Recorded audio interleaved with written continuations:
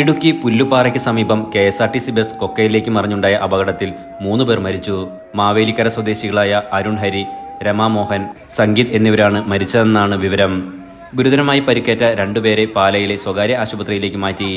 മാവേലിക്കരയിൽ നിന്നും KSRTC bus വാടകയ്ക്കെടുത്ത് Thanjavur ക്ഷേത്രത്തിലേക്ക് പോയ സംഘം മടങ്ങും വഴി പുല്ലുപാറയ്ക്ക് സമീപം റോഡിൽ നിന്നും 30 അടിയോളം താഴ്ചയിലേക്ക് മറിഞ്ഞാണ് അപകടമുണ്ടായത്. അപകട സമയത്ത് ബസ്സിൽ 34 യാത്രക്കാരും 3 ജീവനക്കാരുമാണ് ഉണ്ടായത്.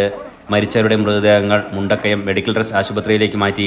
പരിക്കേറ്റ മറ്റുള്ളവർ ഈ ആശുപത്രിയിലും കാഞ്ഞിരപ്പള്ളി ആശുപത്രിയിലുമായി ചികിത്സയിൽ കഴിയുകയാണ്.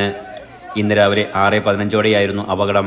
കൂട്ടത്തിൽ ഞങ്ങൾ സഹോദരങ്ങളെല്ലാം 3-4 പേരെ ഒരാളെ കിട്ടാനുണ്ട്.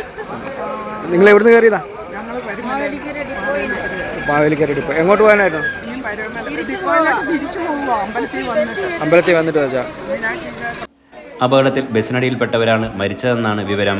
കുട്ടിക്കാനത്തിനും മുണ്ടക്കയത്തിനും ഇടയിൽ കൊടും വളവുകൾ നിറഞ്ഞ റോഡിൽ ഒരു ഭാഗം കൊക്കയാണ്. ബ്രേക്ക് പൊട്ടി വാഹനം റോഡിന്റെ ബാരിക്കേഡ് തകർത്ത് താഴ്ചയിലേക്ക് പോവുകയായിരുന്നു.